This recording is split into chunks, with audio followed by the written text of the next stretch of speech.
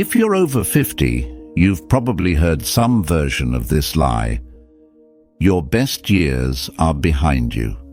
You feel it when the younger guys at work stop asking your opinion.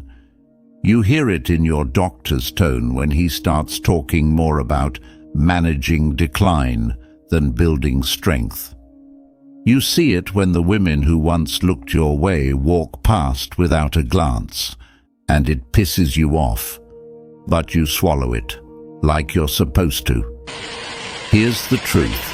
You are not done. You're just finally dangerous. Because for the first time in your life, you've got the experience, the lessons, the scars, the insight, and most of all, you've run out of time to waste. This isn't a motivational speech. It's a call to arms, not to fight the world, but to claim your final form.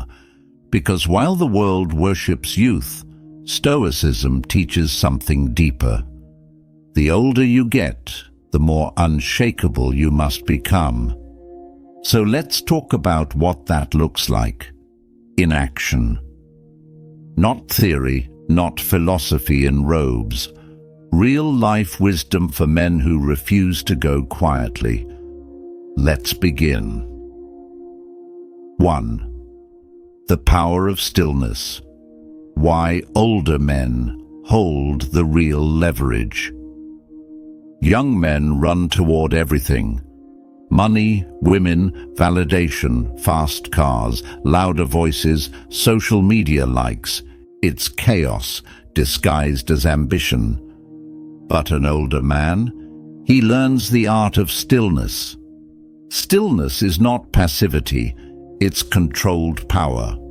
It's knowing that 90% of what most people chase doesn't matter, and the other 10% can't be bought.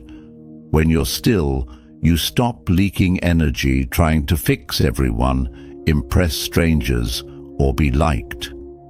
You move from reaction to presence. Ever watch an older lion in the wild? He doesn't chase, he waits, because he knows exactly when to strike and when to stay quiet. As a man over 50, you hold that same potential. You don't need to be the loudest in the room. You just need to stand like someone who's seen death and didn't flinch. Stillness becomes your gravity. It draws people in, women, respect, power, because people sense something deeper in you, a man who's survived himself. 2. Unapologetic masculinity. Let the world call it intimidating.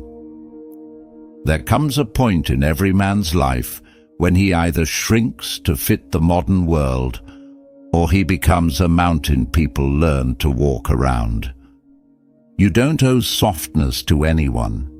You don't owe political correctness to people who haven't lived a day of your life. This culture wants older men to apologize for being masculine, for being direct, for having standards, for not bending to every emotional wave. But guess what? Your unapologetic energy, your too much presence, is exactly what a softening world needs. You don't have to shout. You don't have to argue. You just have to exist without folding. Start taking up space again. Sit with your legs wide. Speak slowly and clearly. Hold eye contact until the other person breaks. You're not mean. You're not toxic. You're masculine. And that is rare now, which means it's valuable. Don't bury your nature to make others feel safe. Stand tall. They'll adjust. 3. Reclaiming. Discipline. How the second half becomes your prime. They say men peak in their 30s. That's false. Most men peak whenever they decide to master themselves. Your 60s can be your prime, but only if you return to discipline. Discipline isn't about military routines. It's about dignity. Wake up and move your body. Eat like your future depends on it, because it does. Stop outsourcing your mental clarity to the news or cheap dopamine. Start every morning with stillness, a journal, a walk, a cold shower. Not because it's trendy, but because your time is now currency. Spend it wisely. You want vitality back? Train your body again. You want clarity? Stop consuming trash content and start building your cathedral of thought. The older you get, the more your actions echo. You're not just living, you're leaving behind a blueprint. Leave a strong one. 4. The woman. Question: why you stop chasing and start attracting. You might notice something after 50. The chase gets old, the games get boring. You no longer want to impress, you want to be met. And here's the paradox. The moment you stop chasing women is the moment you start attracting them. Not the flaky kind, not the ones who want status or sugar daddies, but the rare woman who sees your quiet power and leans in. This only happens when you stop living on the outside. Women are drawn to self-contained men, men who don't need their approval, men who are whole. So stop trying to be younger. Stop dressing like you're 25. Own the grey. Wear the wisdom. Speak from the chest, not the throat. There's nothing sexier than a man who walks like he's already enough. You're not invisible. You're just finally in a place where you choose what you see.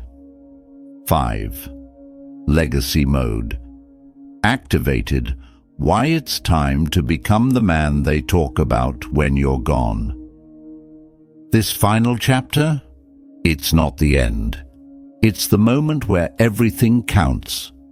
The conversations you have, the way you treat the young men around you, the example you set when you think nobody's watching. Most men live to be remembered by a paycheck, a title, or a car. But real legacy lives in the impact you made when no one asked you to. What did you teach? What did you tolerate? Who did you protect? Who did you become? Your legacy isn't a tombstone. It's how people change because they knew you. So start living as the man they'll quote at your funeral. Be the one whose name gets brought up when younger men ask, "Who showed you how to be a man?" Let the answer be you. You're not past your prime.